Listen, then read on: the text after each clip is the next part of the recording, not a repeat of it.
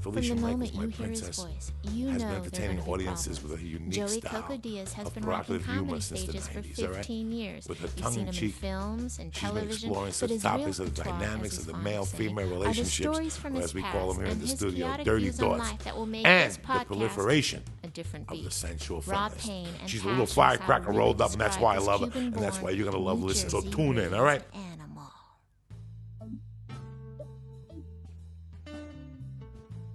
Good morning, Fancy Pants McD. How What's are you? happening, beautiful girl and stuff? I got to talk away from the microphone because I listened to the old podcast, and it's like Darth Vader was in the room. So You mean this part?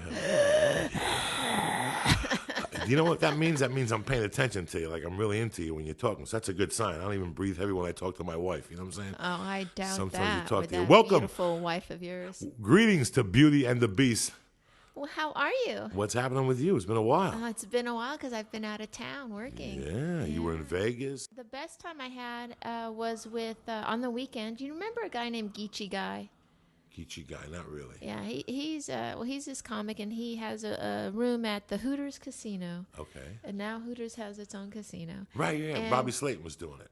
Oh, yeah, yes, yeah. Robbie Slayton was the opening act there. So a Geechee Guy now has like a little room there, and he also does every Friday. He holds a party for stand-up comedians from all the casinos in Vegas. So I saw Carl LeBove. I saw a bunch of fucking magician comedy dudes. I saw Jerry Bednob was there, Geechee Guy. Who was the other one that came? Oh, Gene Pompa came down. Where was he working? The Riviera? Gene was working at the Improv. Okay. Yeah. And we took a nice little walk in the parking lot. That was fun. And I actually, it was funny because it's like, what other person in the world takes a walk with Gene Pompa in a parking lot, gets a condom with Carl LeBove's phone number on it? You know what I mean? I got to pet the amazing Jonathan, who I haven't seen in 20 years. Wow. Yeah. And and got to hug the shit out of Ron Schock. Ron Schock was there Ron Schock was there. Wow, so you had a good week with I all had that. a wonderful week, yeah. Unbelievable. That was the best part of the week right there. Now, in quite New York, honestly. what did you do? In New York, I did the New York Underground Comedy Festival, which is booked by a dear friend of mine named Carol Montgomery. Okay. And I did that, and that was fun. I saw a lot of guys. I saw guys I hadn't seen forever, like Joe Bolster. Do you know Joe? No. Yeah, he's one of those dudes. And just a bunch of people. And I saw a lot of women. It was fun. There's a girl. Have you ever heard of Marina Franklin? She's on The Tonight Show. Funny lady. And Alicia Cooper, she was on Last Comic Standing. Now, funny lady. What shows did you do? What nights did you do and where? Tuesday you did Gotham's.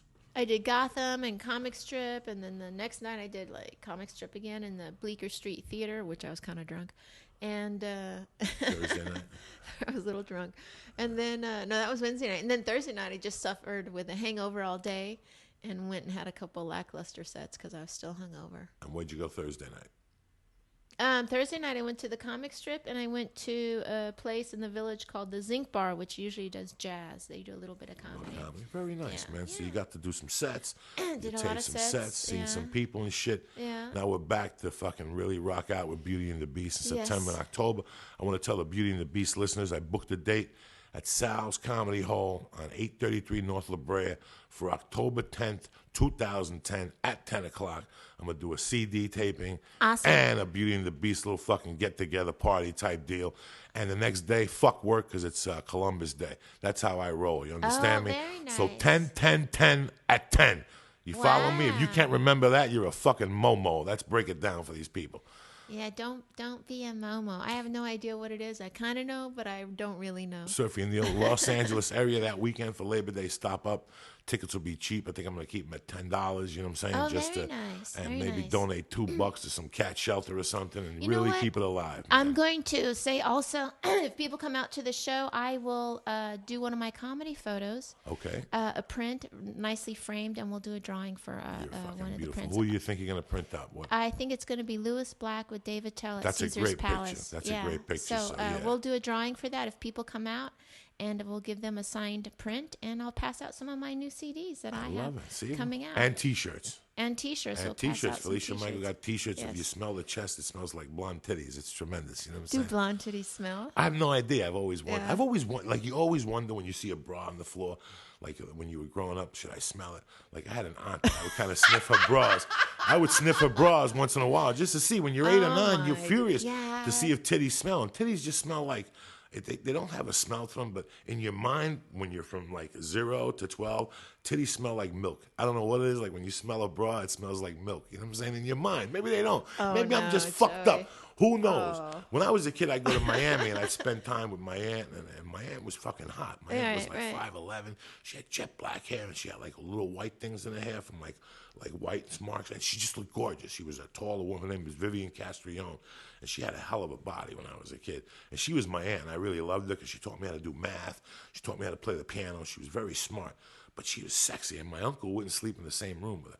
At that Why? age, they would sleep because my uncle was a nut. He was doing blow. He was Yeah. out shooting people and going to get bales of weed off the ocean. This is in the early Right, 70s. I would go to right. Miami.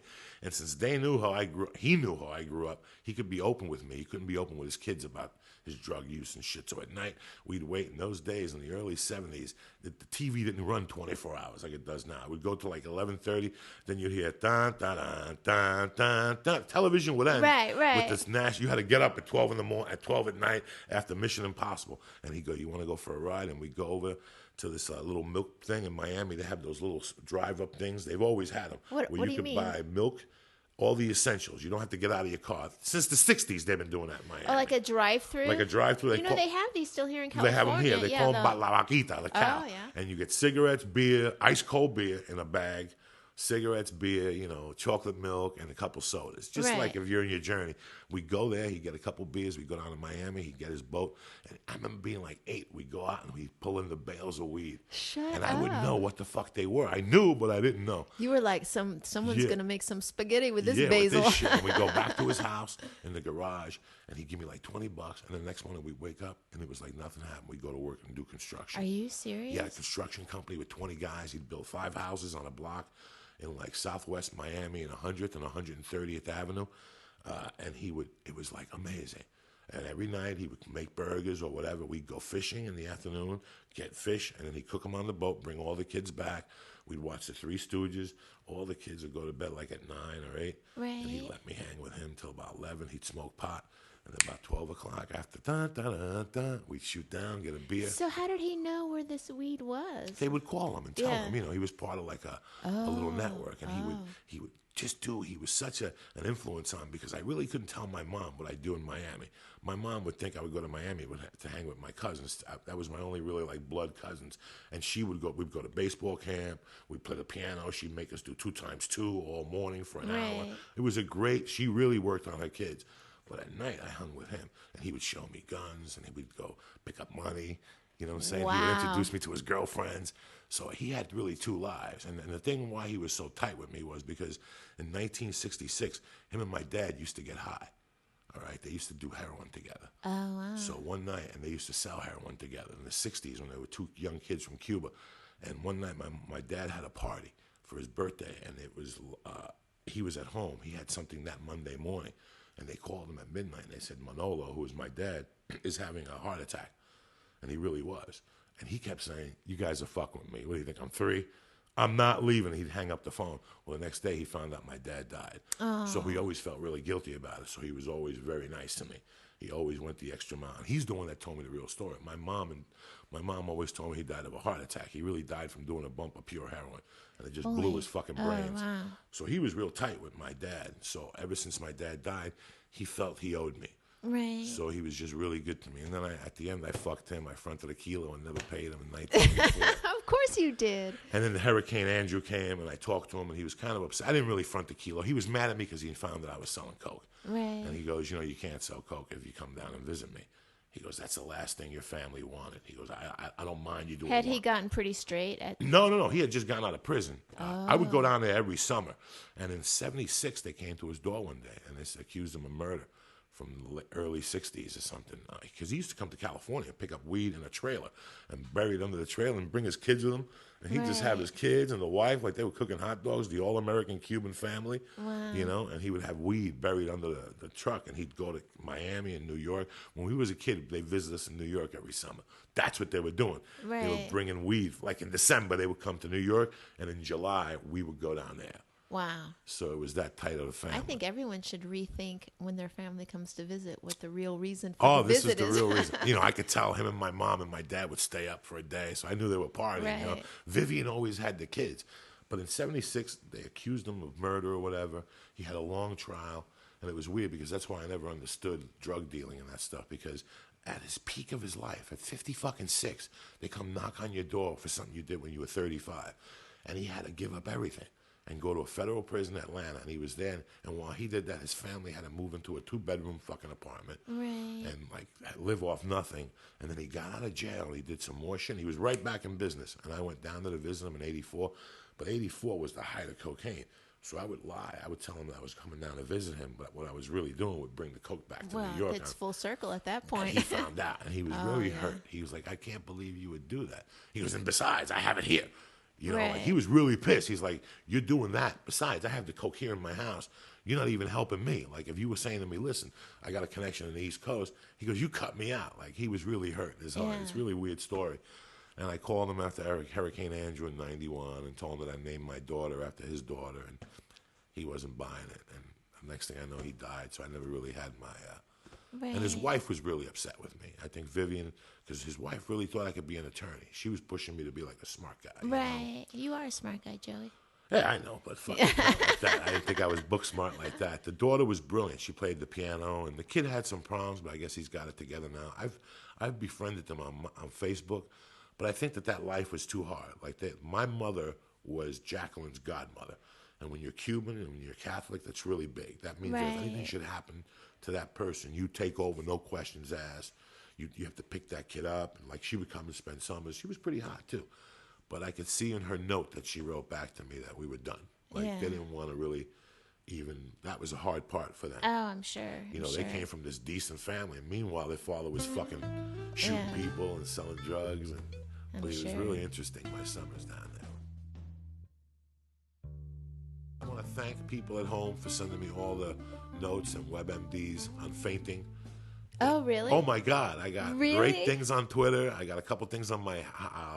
I got a couple messages on my Facebook. One doctor gave me a great story. I mean, I really appreciate our listeners. We don't have fucking mooks for listeners. We have really great listeners. Awesome. This one listener sent me this WebMD thing that really struck with me. He says that when you have that, it's from your genes, and it goes all the way back to your genes when they were your family when they were warriors. They had a thing that it was something that people would see blood and pass out, so people would walk over you. They think you were dead. Right. So it carries on in your genes. Oh, my God, you had to fucking read this. It's on my Twitter. Yeah. If you go on my Twitter, one of the guys, I want to thank you. I don't know your name off the bat. I got 1,000 Twitters, but he said, read this WebMD. And it was very explanatory. But we're going to put it to the test because I'm going to the doctor Monday morning at 8:30 in the morning to draw some blood, get the finger up the ass. I'm doing the whole fucking thing. Oh, you are? What are you going to faint more, over the blood or the finger up the ass? The finger in the ass as a man, this is the first time I've done it. And at my age, it's really bad. This first time you got a the finger up the ass, because I'm such a fucking spick. You don't even let your wife put No. Really? I just have this phobia about it. Because men like that normally. I'll put a finger up a guy's ass. Listen, I understand I'll put that. 2 fingers up a guy's ass. Now, let me ask you, when you finger bang a guy, when you go to the bathroom, do you smell your finger? Tell me the truth, just to see if this guy washed his muffler or what happened. I try to just wash my hands in the dark. Oh, Jesus fucking Christ. But I will put 2 fingers up a guy's ass, and I'll pretend they're ultimate fighting champs. You know, really? Yeah, Dana White will come in, referee. You know what's fucked up is that when you stick a finger up somebody's ass, like, girls always have a clean ass. Very seldom. Like, I heard a story of my buddy finger banged the girl and a little drainage came out or whatever. I talk about that shit. Like, I would die if you stuck your finger up a girl's ass and she farted or something. That's just horrible. But their asses are 90% clean. I don't know why girls could wipe their ass impeccably. I've never smelt a girl's asshole that smelled. And I always go for the sniff. Yeah, you always got to go for the muffler sniff just to make sure they're not vegetarians. You know what I'm saying? But it's Have you ever? You've never sniffed a girl and went, "Oh, I don't know." No, not ass. Really? I've never. Really? One girl in Miami had a little wang to her muffler, but there's Cuban food down there and shit. So you gotta, there's beans and whatnot. It's always a chick in Miami. Yeah, but it was funny because with guys, I can't even imagine. Because my ass is dirty 40% of the time. You know what I'm saying? Nothing, just sweaty and shit. I can't imagine a girl shit. Before I fuck, I always try to take a shower if I could. Well, just because that's I what would girls never. try to do. I would never want to put that on somebody. But Right. there's some people who go all day. Yeah. And they won't. Like, I can't imagine shoving my finger up a guy. Like, if I was a woman and shoving my finger up a guy's ass and feeling something out of the ordinary, I would die. I would never. You know what I'm saying? I've never Have you ever felt anything anything out of like? No. Have you ever became a no. doctor when you've had a finger up somebody's ass or something? You became like WebMD. I didn't ask him to cough or anything. Okay. Hey, before you eat my monkey, there's something wrong. You have a lump in your ass. You know what I'm saying? Well, you know what it's called when you stick a tongue up someone's ass, right? is it? It's called tossing. The salad. Tossing the salad. Right. And I think it's so interesting how men have terms for shit. Like women, we don't get together en masse and come up with a term that describes some kind of freaky fucking act, but it's called tossing your salad. And I think the problem with tossing someone's salad is croutons. Disgusting. The thing with me, I don't listen. I always like eating ass. I mean, I ate ass at a young age, and it's not like whiskey that you have to acquire a taste. It kinda is. You like to eat a girl's ass? I like to eat everything. Monkey, Right. the fucking muffler, the Do you whole stick fucking your part. tongue up a girl's ass? Oh, fuck yeah. That's the Yeah? whole to watch them react. How far can your tongue go in? I don't know, because some girls' assholes are really tight, so it's like just bends. It's like one of those Right. Superman guns. You ever see those Superman guns? He just bends them. That's what happens to your tongue. You know what I'm saying? It just goes right back to your top fucking tooth because the asshole's tight. You got to work the muffler and then Right. put your tongue. Why are we talking about this? This is a family fucking podcast. This is not a family podcast, and you know it. Oh, I love it. I love it. But Have you ever stuck your tongue up a girl's ass and it was so loose you could, fucking blow a bubble up there? no. And you I've were like, always "What had. the-" I've always had premium asshole. Yeah. That's one top notch. Yes. What's this market you shop at? Gelson's? Gelson's. Top. You ever go in there and get meat? It's top quality meat. Same thing. It's that asshole that the rim is soft. It's still red like salmon, and you lick it. It's nice. You know what I'm saying? When my you God. like a hooker asshole, if she gets fucked up the ass a lot, it's got like sandpaper and there's twigs broken off, and you know what I'm saying? There's like a liver hanging out. You don't want that shit. You got to tuck something in before you eat it. That's disgusting. But if you got a nice, my decent girl and she God. hasn't gotten drilled up the muffler 80 times, you know what I'm saying? Right. It's not bad. You got So have you ever had sex in a girl's butt? yeah, but like it's fucked up for me. I think it's How many times have you done that? maybe like 2 or 3. It's embarrassing.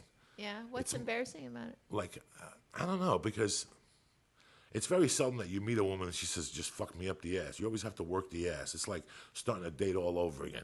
You got to start from day one when you got to start working that ass. You got to work it. Anytime you do that with a girl, in our hearts and a guy's real mentality, we feel like we really conquered you.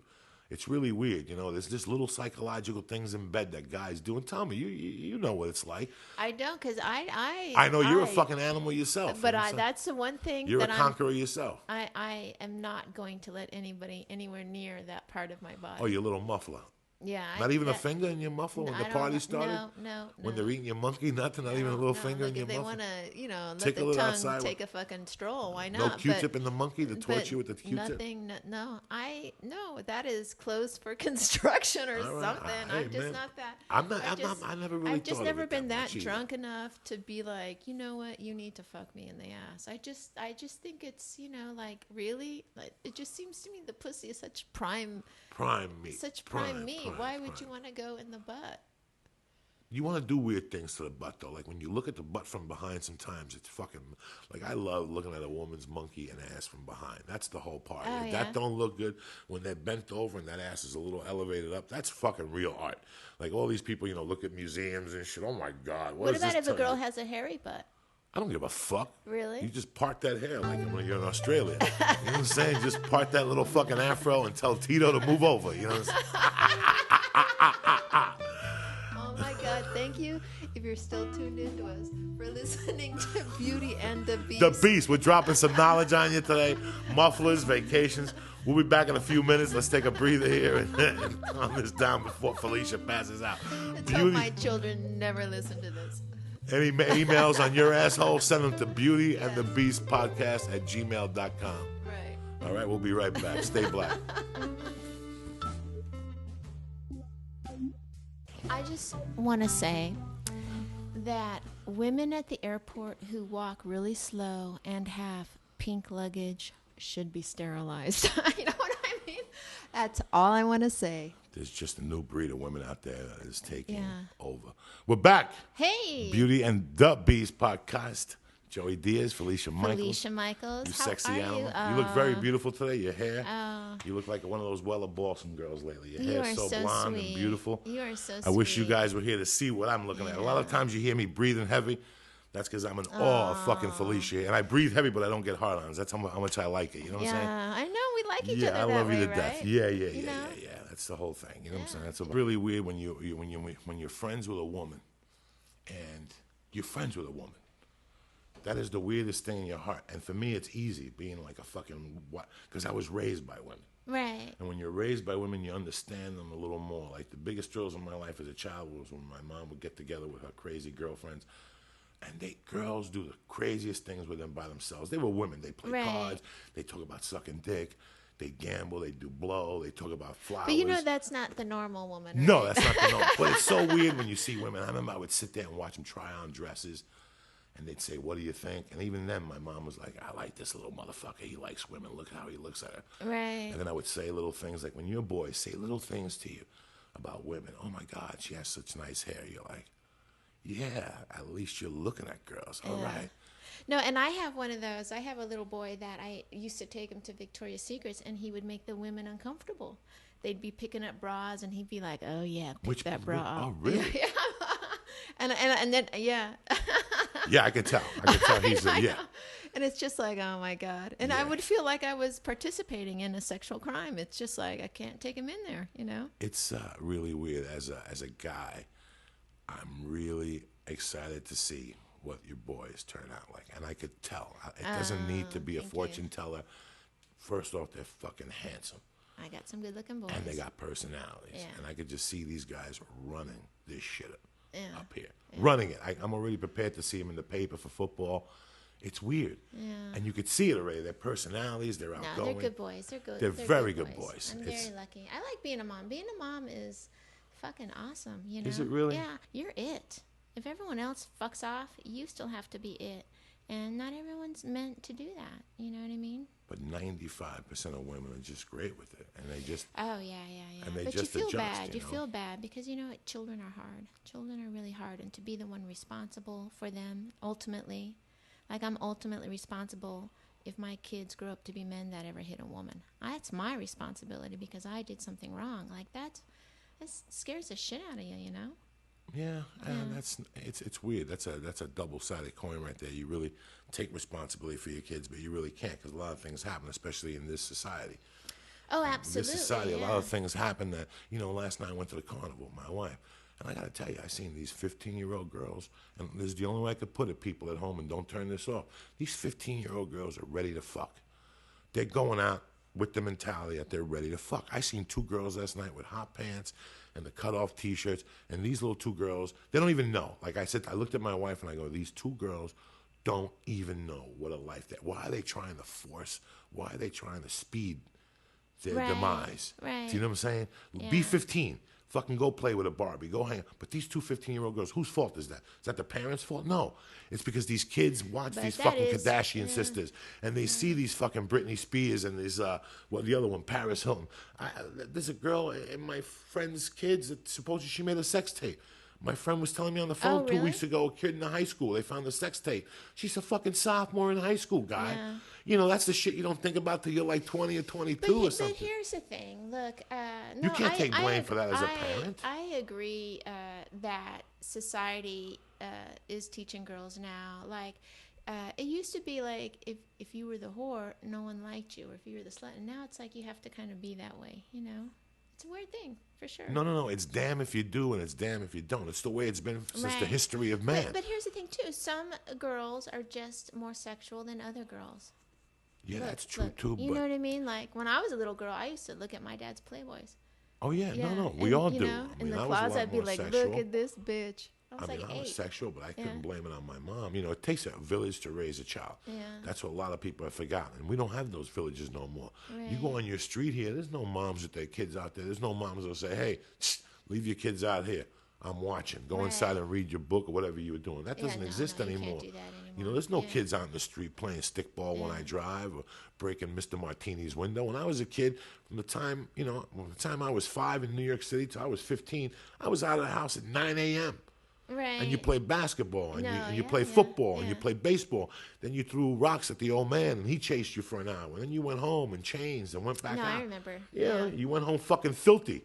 And now you don't even see a kid out on the street. They're on home at the computer. So it's different what they're reading. You don't know what your kids are reading on that computer. But you know what? When I was 14 years old, I had this crush on this little boy. I can't remember his name because that's how I roll. And and I totally made out with him like in this like tarp over a broken down car at the behind the apartment building. You know what I mean? And I remember I went home and like he was all up on me, right? But I liked it, you know. And I remember I went home and I told my mom because we had a very close relationship. And I said to my mom, yeah, and I let him do this and that and that. And my mom looked at me. This is what I think is missing, by the way, from parenting. That you're chided as a parent if you're brutally honest with your kids. But you need to be brutally honest with your kids, you know. And my mom looked at me and she said, you know, when your father and I divorced, he left, he said that you would be pregnant by the time you were 15 because I would do such a bad job. And, like, it sounds so mean, but it's the way she said it. It wasn't, like, to cut at my soul. It was like, here's a piece of information. Why don't you go dwell on this? And I think as a parent now, you're not allowed to be that honest with your kids anymore. If other parents hear about it or, you know what I mean, they kind of make you feel like it was that the right thing to do. But she did it with such, you know, just such a clarity of vision, like you need to see the truth, and people don't do that anymore as parents. Well, as a they parent hide the now, truth from kids. I make my kids watch the news every day, and parents are like, no, it's too violent. You know what? that's the fucking world. They need to know. That's they the need world to out know. there. Yeah, don't talk to strangers. Don't get in a car. You know. I don't felt vote Republican. my mother with me, I sit back now, and she was brutally honest. But at times, I think she was too honest. I mean, when I was 8 or 9, I would go, Ma, I don't want to make the bed. And she'd go, you know what? I don't like sucking dick either, but I got to do it. I know. You follow me? Yeah. And you think about that when you're 8. No, you go into yeah, your room and you're that- like, yeah, sucking yeah, dick? yeah. What is she talking about? But that wasn't the point. The point was Right. how honest she was. And now in Right. hindsight, I wish she was That- 40% less honest. Right. She was a little too fucking honest. And I felt that they should have let me find out about a lot of things. And I did. I found out the hard way. I mean, Right. a parent passes and you're out there in the cold, and that's how you find out about life. And I'm happy it happened, because if not, I would have probably been a little mama's fucking boy right now. I'm happy it happened in a lot of ways. I wouldn't experience life like I did. But brutally honest could come back and bite you in the ass as a parent. Yeah. There's definitely a line. It's a difficult And you don't know line. it, and Yeah, you don't it's fucking know it. It's a difficult line. Yeah. It's a difficult line. It's a Not very like the shit the difficult- Colombians used to yeah. give you in the 80s, you know what I'm saying? That was an easy line. That line would fuck you up for 4 hours. Your eyes would get red. You'd have dead dick till Monday, you know what I'm saying? Oh, well, I wouldn't know that. Now, what are you going to fucking do, you know what I'm But saying? that's why I'm so glad people are listening to beautyandthebeast.com because you're awesome, Joey Diaz. So are you, beautiful. See, we talk about motherhood, fingers in the ass. This is a real podcast, and none of this shit is fake. We don't write nothing. We don't prepare it. We just come in here and bare our soul for you cocksuckers. That's how we roll. You follow me? Right. That's exactly how we roll. Yeah. So last week, I got to tell you about my week. First of all, my wife stayed home for 3 days from work. And I wanted her to stay home, and I got to be Vacation, honest, or- vacation. oh, And I had to force her to fucking take 3 days. Right. She's such an old school chick, my wife. You know, I had to like, please take the 3 days off. And I'm like, what the fuck did I open my mouth? And I got to tell you something. I had a great 3 days. We went to the Museum of Science. We went to a different museum down there because there was one you pay for and one is free. We walked around. We went to the Rose Garden and took some pictures. I was going to shoplift the rose, but it's bad karma from the earth. Well, we went to Malibu. We got some Very seafood nice. up there. You know? Oh, very nice. Yeah, and it was really nice just to be able to Where'd went you to- go in Malibu? just to one beach up there. I don't know. You get off Calabasas and you make a left and go down the fucking hill and you see the beach and there you go. But when I got down there, we seen dolphins. And it was really pretty. One dolphin jumped down and then 2, and there was a school of 6 of them. And they were jumping out. Let me tell you something. There's 2 things that drive Democrats fucking crazy. When they see a dolphin, I don't know what it is. Wasp people go fucking nuts. White people, wasp, you people fucking kill me. When it comes to a dolphin, they were running. I thought King Kong was on the beach. running with cameras, and not one Japanese. Yeah. Everybody's taking pictures. And the dolphin, it's just gonna get stuck in the inlet. It's fucking fine. It's you know what I'm saying? Yeah. But they go nuts, and I don't know. It brought me. It was great to go to the beach because you take the beach for granted living here in California. It's the beach. I'll go next week. Right. I went twice this summer to the beach. How embarrassing is that? 20 No, I years don't ago, I go would to have the been there beach every that- fucking I day. don't You go know. to the beach that often. I'm not a beach girl. Me neither, Yeah. but you gotta go. We live here. Yeah, We that's fucking true. live here. You know, you gotta go. And when you do go, you really get a kick out of it. Oh, you know what? I'm going to take my kids to the beach. This is their last week before school. I'm going to take them. I like to go to Paradise. This is how I like to do the beach. Okay, tell me the beach. So you go to Paradise Cove, right? Where's that? That's like in Malibu, but it's like this bar, restaurant, and it's on this prime piece of beach, and it's kind of secluded. And you go, and you have to pay a lot of money for parking. And then you go, and you can order food and take it outside and get drinks. But your kids can't run away because it's kind of Okay, the way I'll it's try that. I naturally didn't built. know. I don't know nothing. It is awesome. But hey, listen, anybody who's got kids always needs a fucking cocktail. Even if it's a half a cocktail, a Tropico and orange juice. What Tropico got? 20% alcohol in it? Right. That's like smoking a cigarette and thinking you're going to get high. But it's at least some relief with kids because you're always on the lookout with kids. Your stress level's high. Yeah. That's why every parent fucking unwinds at 9 o'clock. They're like, Jesus Christ, the kids are sleeping. Thank God. But when they get to a certain age, like my kids are 9 and 11, it's nice though because you don't have to physically Yeah, you be worried don't have to about, read you know. books and all that shit. They're looking at Playboy already. They're talking about titties in the room. Because when they were little, like one time I found a set of butter knives in one of my boys' beds. I mean all the knives, and I was like, "What's up with that?" So then from then on, I was so afraid to leave the kitchen. I had to put the knives way up What would high. they take the knives in the room for? I don't know. He ate a tube of SpongeBob toothpaste too. Did he really? Yeah, because it has SpongeBob on it and it tastes like bubble gum. Who? Oh, wouldn't I like ate, that? I ate 1,000 of those Fred Flintstone. That's why I think I look like Fred Flintstone. When I was a kid one day, I ate 2 boxes of those Fred Flintstone fucking vitamins. I shit red and grape and fucking orange for weeks. You understand me? I loved it. I was hooked on Fred Flintstone pills and fucking butter when Yeah. I was a kid. I could eat a tub of butter a day when I was a kid. Really? I could take a whole loaf of Italian bread and a whole stick of Hotel Bar butter and just chop it up Oh, dimensionally yeah. into the bread, and I would eat the whole thing. My mom would My say, "You little fucking one's like crazy." that, yeah. I would get popcorn and eat a cube of butter, eat a piece of butter off the butter, cold, and then with the butter in my mouth, put the hot popcorn in and think it would melt. That's how fucking retarded you are as a kid. yeah. It takes a village to raise a kid. You know what I'm saying? Yeah, my little one is like that. He loves bread, and he's like the biggest bread snob. And we go to the grocery store, and he will take bread and he'll squish it and sniff it and be like, no, this one, mommy. You know what I mean? Oh, I love bread. Yeah. When I was a kid, Wonderbread had a commercial, and it would show like a little boy, and it would show you eating bread, and all of a sudden you grow right on the scale, right on Right. television.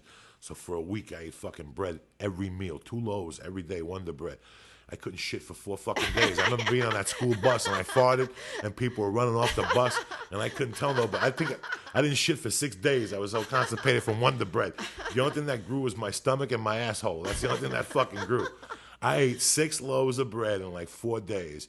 And then I'm like, I can't go to the bathroom. I can see my stomach getting Really? bigger and bigger Oh and my bigger. God. And, That's and then they have to hilarious. put, like when you were a kid, they have to put those things in your little muffler. What are those What, things? you know, had like an enema. enema? You had an enema? Oh, I had a couple enemas when I was a kid. I ate a whole pack of bubble gum. You ever eat like a pack of Hubba yeah, Bubba? I would go to yeah, ShopRite yeah, and rob a yes. whole box of Hubba Bubba and eat one at a time. You know what your ass is like after a week of Hubba Bubba and bread and chili and hot dogs and Right. Thomas's English muffins and Swanson's. It's a fucking Yeah. nightmare. I remember when I was in the hospital one time, the guy next to me had a You stroke. were in the hospital because you ate. No, I was in the Okay, how'd you hospital when get I was it? 13. That Oh, story I when told you- when I okay, fainted. okay. And that wasn't even the part of it that week. Like, it wasn't bad enough I fainted. They put me in a room with a nice young guy that had a stroke. But it was the part of his body that produced shit, like whatever waste, whatever went Right. to the bathroom. He hadn't gone to the bathroom for like 4 or 5 days, and I was in. I'll never forget this. And they're like, Mr. Diaz, if he doesn't go to the bathroom, we have to give him like a super enema. And I didn't know. I'm like, yeah, whatever. I got the remote control, and I hear like all these nurses come out. I remember looking in the other room.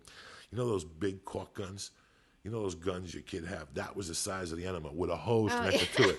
It was like a Nerf gun. And I'm sitting in my room, I'm sitting in my room, and all of a sudden, I hear blue, and I hear the guy going, ah, and all of a sudden you could just smell like this waste and this shit. And I remember looking through the curtain, and it was coming out of his ass like that picture in the Beverly Hillbillies when the oil comes out. Right. It was everywhere. I felt Oh, so my bad. God. And I remember they're like, Mr. Diaz, you have to leave now. And I'm like, I'm not leaving. I'm watching like I was watching something.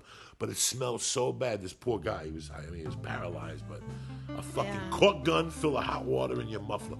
That makes a finger look like a day in court. You know what I'm saying?